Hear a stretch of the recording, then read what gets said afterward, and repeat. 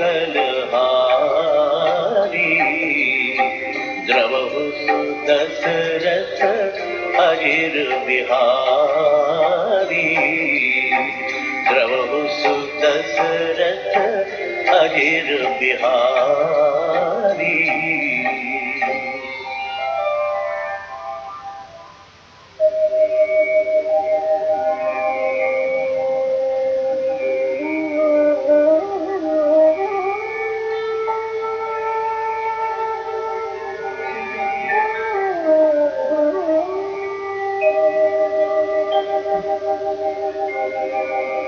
शान्तं शाश्वतं प्रमेय मनघं निर्वाण शान्तिप्रदं ब्रह्मा शम्भुफणीन्द्र सेव्यमनिशं वेदान्त वेद्यं विभुं रामाख्यं जगदीश्वरं सुरगुरुं मायामनुष्यं हरिं वन्देऽहं करुणाकरं रघुवरं भूपालचूडामणिम्।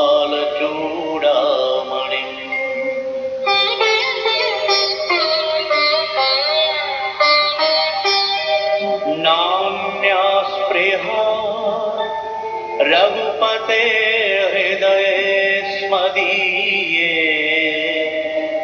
सत्यं वदामि च भवानखिलान्तरात्मा भक्तिं प्रयच्छ रघुपुङ्गव निर्भरां मे कामादिदोषरहितं कुरु मानसं च।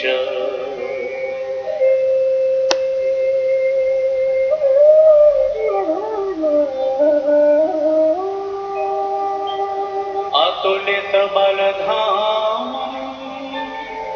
हेमशैलाभदेहं तनुजवन कृशानुं ज्ञानिनामग्रगण्यं सकलगुणनिधानं वानराणामधीशं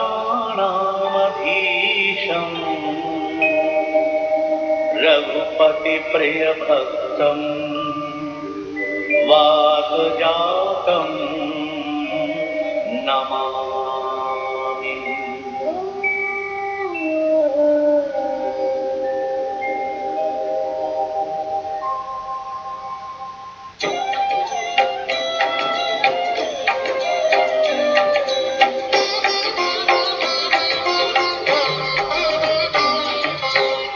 जामवंत के वचन सुहाए सुनि हनुमंत हृदय अति भाए तब लगी मोहि परखे हो तुम भाई सही दुख कंद मूल फल खाए जब लगी सीत ही देखी हुई काजू मोहि हरख बिसेखी यह कही नाई सबंधी कहूँ माता चले हर की धरी रघुनाथा सिंधु तीर एक भूधर सुंदर कौतुक कूदि चढ़े ताऊ पर बार बार रघुवीर संभारी कर के पवन तनय बल भारी जही गिरि चरण दे हनुमंता चले सोगा पाताल तुरंता जिमि अमोघ रघुपति करबाना एहि भांति चल्यो हनुमाना जल निधि रघुपति दूत बिचारी तै मैं नाथ होहि श्रम हारी तै मैं नाथ होई श्रमहारी.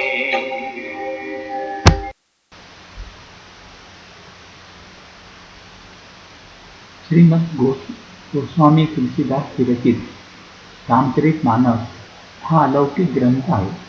कोट्यावधी लोकांना धार्मिक व आध्यात्मिक प्राण देण्याचे महान कार्य मानसने केले आहे. मानसमधील सुंदरकांड हे श्रीराम भक्त हनुमान याचे महात्म्य, गुण, प्रभाव व लीला यांचे वर्णन करते. कलियुगाच्या सर्व दोषांचा परिहार सुंदरकांडाचे श्रवण पठण केल्याने होते. हनुमंताची भक्ती म्हणजे रामकृपेची प्राप्ती. हा ग्रंथ पठण करण्यापूर्वी किष्किंधाकांडातील हनुमानाचे व श्रीरामाचे खालील महात्म्य न चुकता वाचावे. ते भक्तीला लाभप्रद आहे. वृक्षराज जांबवंत हनुमंताला म्हणाला, हे हनुमाना, तू गप्प का बसला आहे? तू पवनपुत्र आहे आणि पवनासारखा बलवान आहे. तू बुद्धी, विवेक व विज्ञान याची खाण आहे. हे तात, तुझ्याकडून होणार नाही असे कोणतेही कठीण काम या जगात नाही. श्रीरामांच्या कार्यासाठी तर तुझा अवतार झाला आहे ना. असे ऐकताच हनुमान पर्वतासारखा विशाल झाला. त्याचा सुवर्णासारखा वर्ण होता. त्याच्या शरीरावर तेज शोभून दिसत होते. जणू तो पर्वतांचा दुसरा राजा सुमेरू वाटत होता. हनुमान वारंवार सिंहनाद करीत म्हणाला, मी हा खारा समुद्र विलया ओलांडून जाईल. रावणाला त्याच्या सहायकांसह ठार मारून विकूट पर्वत उपटून येथे आणून ठेवतो. हे जांबवान, तुला विचारतो, मी काय करावे? योग्य सल्ला तू मला दे. जांबुवंत म्हणाला, हे तात, तू जाऊन एवढे काम कर की सीतामाईला पाहून तिची बातमी घेऊन ये. नंतर मग कमलनयन श्रीराम हे आपल्या बाहुबलाने राक्षसांना मारून सीतेला परत घेऊन येतील. केवळ लीला म्हणून ते सोबत वानरसेना घेऊन जातील. वानरसेना बरोबर घेऊन ते राक्षसांचा संहार करून प्रभू श्रीराम हे सीतेला घेऊन परत येतील. तेव्हा शूर, मुनी व नारद आदी त्रैलोक्यास पावन करणाऱ्या भगवंतांच्या सुंदर कीर्तीचे वर्णन करू लागतील. ते ऐकल्याने, सांगितल्यामुळे, गायल्यामुळे आणि समजून घेतल्यामुळे मनुष्याला परमपद प्राप्त होते. ही कीर्ती श्रीरामांच्या चरणकमलांसाठी भ्रमर बनलेला तुलसीदास गात आहे. रघुवीरांची कीर्ती ही भवरूपी रोगाचे अर्थात जन्ममरण दुःखाचे प्रभावी औषध आहे. जे स्त्री पुरुष हे श्रवण करतील त्यांचे सर्व मनोरथ त्रिशिरा राक्षसाच्या शत्रू असलेल्या श्रीराम पूर्ण करतील.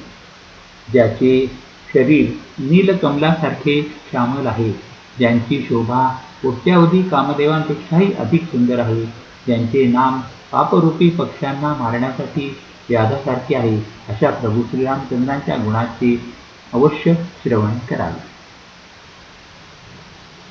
हरि ओम तत्सत. हरि ओम तत्सत. हरि ओम तत्सत. यानंतर प्रत्यक्ष श्रीरामचरित मानसातील आपण श्लोकाचा अर्थ पाहूया. शांत, सनातन, अप्रमेय, निष्पाप, मोक्षरूप, परम शांती देणाऱ्या ब्रह्मदेव, महादेव व शेष यांच्याकडून निरंतर सेवा केल्या गेलेल्या, वेदांताने जाणता येणाऱ्या, सर्व व्यापक, सर्व देवांमध्ये सर्वश्रेष्ठ असणाऱ्या, मायेमुळे मनुष्यरूपात दिसणाऱ्या, सर्व पापांचे हरण करणाऱ्या, करुणेची खाण असणाऱ्या, रघुकुळातील श्रेष्ठ व राजांमध्ये शिरोमणी असणाऱ्या आणि ज्यांना राम असे म्हटले जाते त्या जगदीश्वरांना मी वंदन करतो. हे रघुनाथा, मी सत्य सांगतो आणि तू सर्वांचा अंतरात्मा आहेस, त्यामुळे तू सर्व जाणतोस. माझ्या हृदयात इतर कोणतीही इच्छा नाही. हे रघुकुल श्रेष्ठा, आपली निर्भरा भक्ती ते आणि माझे मन काम इत्यादी दोषांपासून रहित करून टाक. अतुल बलधाम, सुवर्ण पर्वताप्रमाणे कांतीयुक्त देहधारी दैत्यरूप वनाचा नाश करण्यासाठी अग्निरूप ज्ञानीपुरुषांमध्ये अग्रगण्य सर्व गुणांचे निधान असणाऱ्या वानरांचा स्वामी व श्री रघुनाथांचा आवडता भक्त असणाऱ्या पवनपुत्र हनुमानाला मी नमस्कार करतो. जांबुवंताचे सुंदर वचन ऐकून हनुमंताला ते खूप आवडले. तो म्हणाला, हे मित्रा, तुम्ही सर्वजण दुःख सहन करीत आणि कंदमुळे व फळे खाऊन माझी तोपर्यंत वाट पहा, जोपर्यंत मी सीतेला पाहून येत नाही. हे काम निश्चितपणे होईल, कारण मला मनातून फार आनंद वाटत आहे. असे म्हणून सर्वांना नमस्कार करीत व हृदयामध्ये प्रभू श्रीरामांचे चरण धारण करून हनुमंत आनंदाने निघाला. समुद्रकाठी एक सुंदर पर्वत होता.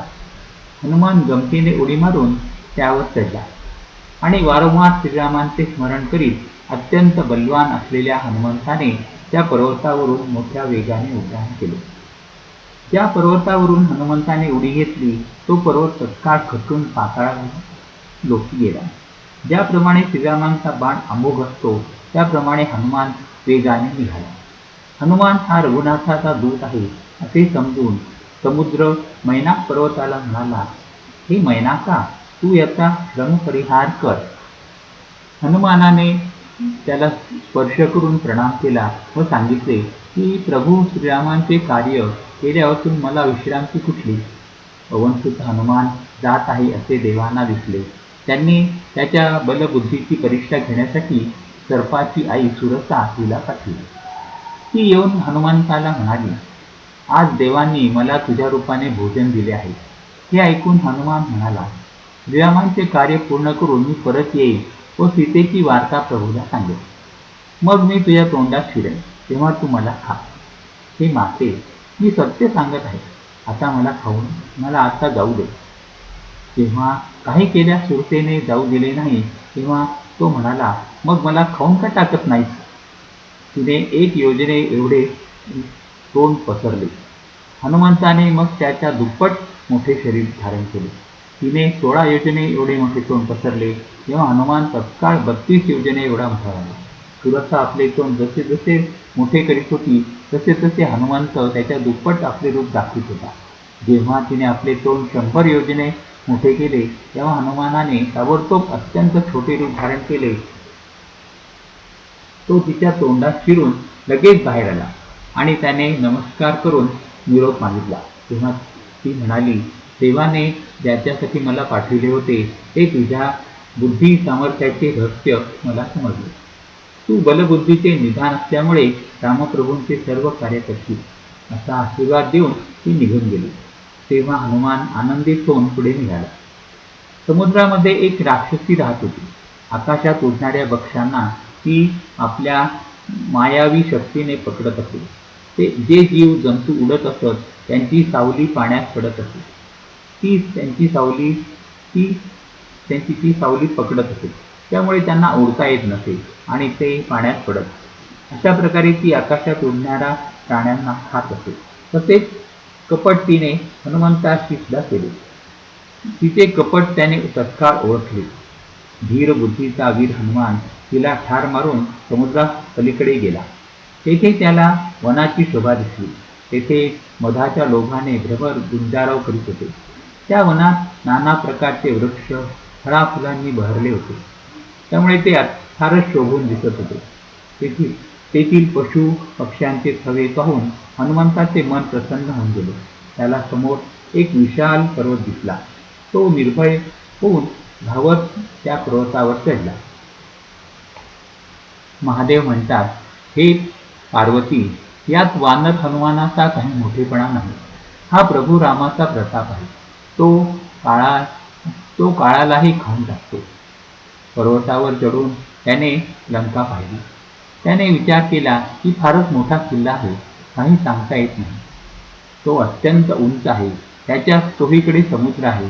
सोन्याच्या तटबंदीचा मोठा प्रकाश भरलेला आहे. विचित्र मणी जडवलेली सोन्याची तटबंदी आहे. त्याच्या आतल्या बाजूला सुंदर सुंदर घरे आहेत.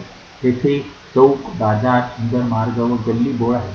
सुंदर नगर नाना प्रकारे सजविलेले आहेत. हत्ती, घोडे व खेचरांच्या झुंडीच्या झुंडी, तसेच पायदळ आणि त्यांचे समूह यांची गणना कोण करू शकेल. अनेक रूपातील राक्षसांची सैन्यदले आहेत. त्यांच्या बलवान सेनेचे वर्णन करताच येत नाही. वने, बागा, उद्याने, फुलबागा, विहिरी आणि आड यांनी ते नगर सुशोभित झाले आहे. मनुष्यकन्या, नागकन्या, देवकन्या, गंधर्वकन्या आपल्या सौंदर्याने जणू मुनींच्या मनालाही भुरळ घालीत आहेत. कुठे पर्वताप्रमाणे विशाल शरीराचे बलवान मल्ल गर्जना करीत आहेत. ते अनेक आखाड्यामध्ये अनेक प्रकारे एकमेकांशी भिडत परस्परांना ललकारत आहेत. भयानक शरीराचे कोट्यावधी योद्धे मोठ्या प्रयत्नपूर्वक नगराची चारी दिशांनी रखवाली करीत आहेत. कुठे दुष्ट राक्षस हे म्हशी, मनुष्य, गायी, गाढवे व बकऱ्या यांना मारून खात आहेत. तुलसीदास त्याची वार्ता थोडक्यात सांगत आहेत. कारण प्रभू रामांच्या बाणरूपी तीर्थामध्ये आपला देह विसर्जित करून हे सर्वजण निश्चितपणे परमगती प्राप्त करणार आहे. नगरातील बहुसंख्य रक्षक पाहून हनुमानाने मनात विचार केला की आपण अत्यंत लहान रूप धारण करून रात्रीच्या वेळीच नगरात प्रवेश करावा. डासासारखे अति लहान रूप धारण करून हनुमान नरलीला करणाऱ्या प्रभू रामांचे स्मरण करीत लंकेत शिरला. लंकेच्या द्वारावर लंकिनी नावाची एक राक्षसी राहत होती. ती हनुमानाला म्हणाली, माझा निरादर करून मला न विचारता तू कुठे चाललास? अरे मूर्खा, तुला माझे रहस्य ठाऊक नाही. जितके म्हणून चोर आहेत ते सर्व माझे आहार आहेत. हे ऐकून हनुमंताने तिला एक ठोसा मारला. त्या सरशी ती रक्त ओकत जमिनीवर कोसळली. मग ती लंकिनी स्वतःला सावरून उठली व भयभीत होऊन हात जोडून म्हणाली, अरे वानरा, जेव्हा ब्रह्मदेवाने रावणाला वर दिला तेव्हा जाताना त्याने मला राक्षसांच्या विनाशाची खुंट सांगितली होती.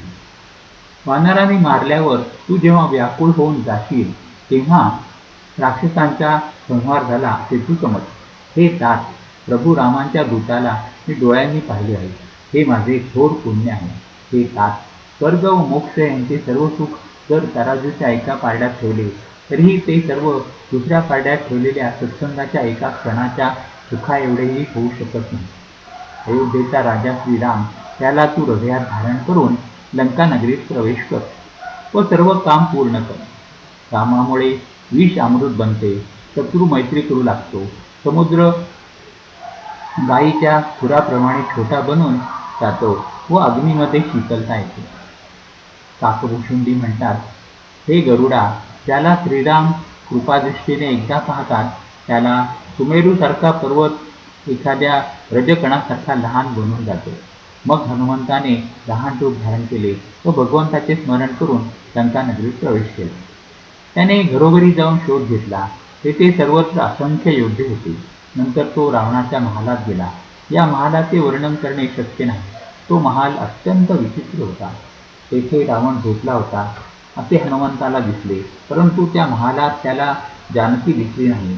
मग त्याला एक दुसरा सुंदर महाल दिसला. त्यात भगवंताचे एक वेगळे मंदिर बनविलेले दिसले. तो महाल श्रीरामांच्या धनुष्य, बाण व या आयुधांनी चिन्हांनी अंकित केलेला होता. त्याची शोभा वर्णन करता येणे शक्य नाही. तेथे तुळशीच्या नवीन नवीन झाडांचा ताटवा पाहून कपिराज हनुमंताला हर्ष झाला. लंका ही तर राक्षस समाजाचे निवास स्थान आहे. सज्जन साधू पुरुषांचा निवास तिथे कसा? हनुमान आपल्या मनात तर्क करू लागला. एवढ्यात विभीषण जागा झाला. विभीषणाने रामनामाचे स्मरण केले. ते ऐकून हनुमंताने ओळखले की हा सज्जन आहे. त्याने विचार केला की याची ओळख मुद्दाम करून घेऊया, कारण साधू पुरुषांमुळे कार्यहानी होत नाही, उलट ती लाभच होत असतो. म्हणून हनुमंताने ब्राह्मणाचे रूप धारण केले आणि त्याला हाक मारली. ती ऐकताच विभीषण उठून तेथे आला. नमस्कार करून त्याने खुशाली विचारली. तो म्हणाला, हे ब्राह्मणा, स्वतःबद्दल माहिती सांग. तू भगवंताच्या भक्तांपैकी कोणी आहेस काय? कारण माझ्या मनात तुझ्याबद्दल फार प्रेम वाटू लागले आहे. अथवा तू दीनजनांवर प्रेम करणारा स्वतः रामच आहेस की काय? तेव्हा हनुमंताने श्रीरामाची सर्व वार्ता सांगून स्वतःचे नाव सांगितले. ते ऐकताच दोघांचे देह पुलकित झाले आणि रामांच्या गुणांचे स्मरण केल्याने दोघांची मने प्रेम व आनंदामध्ये मग्न झाली. विभीषण म्हणाला, हे पवनसुत हनुमाना, माझी परिस्थिती ऐकून घे.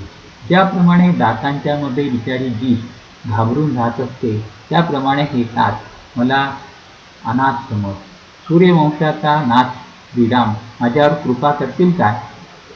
तामस देह असल्यामुळे माझ्याकडून साधन तर होत नाही आणि प्रभू रामांच्या चरण कमलांविषयी मनात प्रेमही नाही.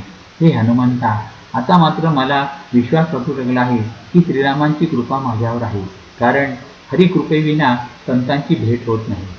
श्रीरामाने कृपा केली म्हणून तू मला आपणहून मुद्दाम दर्शन दिलेस ना? त्यावर हनुमंत म्हणाला, विभीषणा ऐक, आपल्या सेवकांवर नेहमी प्रेम करणे ही तर प्रभूंची रीतच आहे. सांग बघू, मी तरी कुठे कुलीन आहे?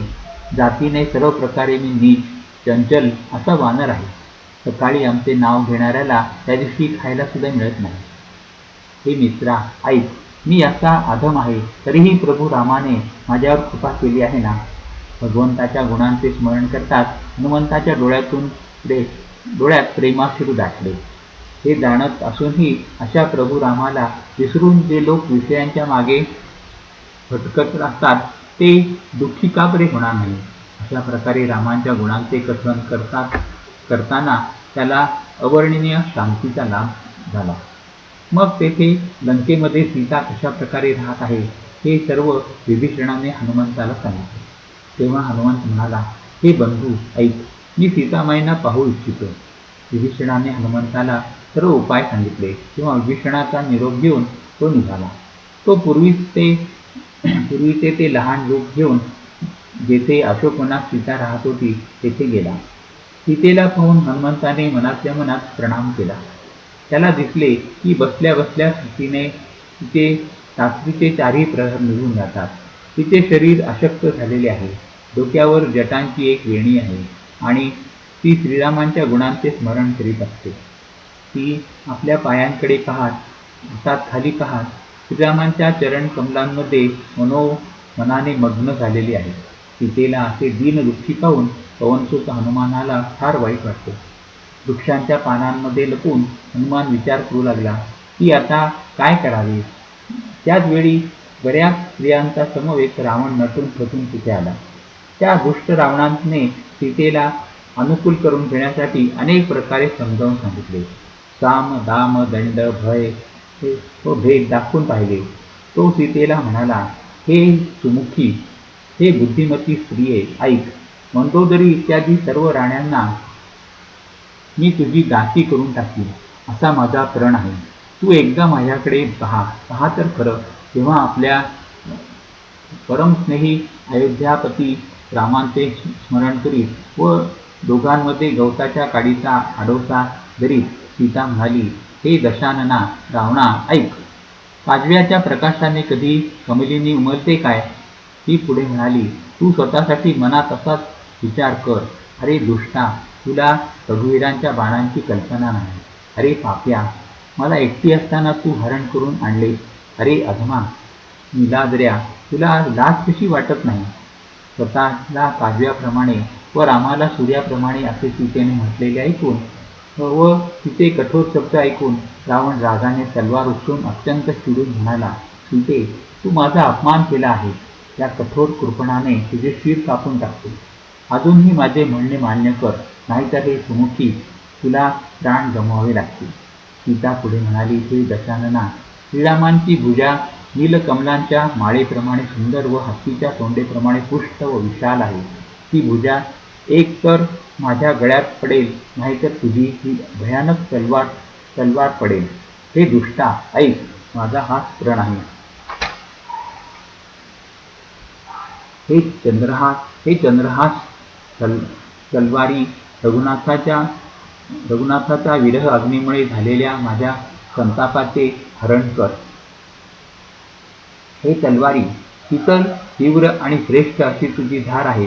तुझी धार थंड व तीव्र आहे, तेव्हा तू माझा माझ्या दुःखाचे ओझे हरण कर. सीतेचे शब्द ऐकून रावण तिला मारून टाकण्यासाठी धावून गेला, परंतु मय दानवाची कन्या मंदोदरीने नीती सांगून रावणाला समजावले. तेव्हा रावणाने राक्षसींना बोलावून सांगितले की सीतेला अनेक प्रकारे भीती दाखवा. जर महिन्याभरात तिने माझे म्हणणे मान्य केले नाही तर मी हिला तलवार उचलून मारून टाकेल. असे सांगून रावण घरी गेला. इकडे राक्षसींचे समूह अनेक वाईट रूपे धारण करून सीतेला भीती दाखवू लागले.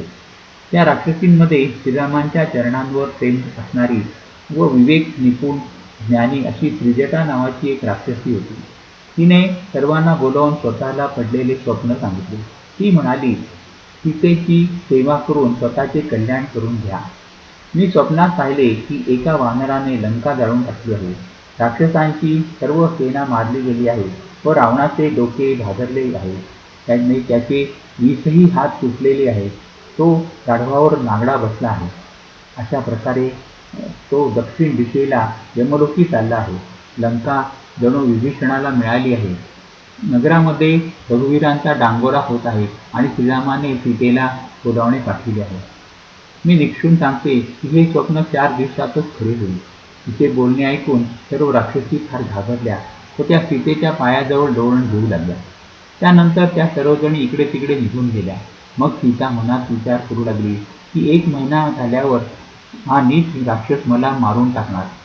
ती त्रिजटेला हात जोडून म्हणाली, हे माते, तू माझी संकटातील सोबतीण आहे, तेव्हा मी शरीर त्याग करू शकेन असा एखादा उपाय लवकर कर. विरहाचे दुःख असह्य होत आहे. आता हे सहन होत नाही. हे माते, लाकडे आणून तू चिता तयार कर आणि तिला अग्नी दे. हे सुज्ञ, तू माझ्यावरील प्रेम खरे करून दाखव. रावणाची सुळासारखी वाणी कोण ऐकत राहणार.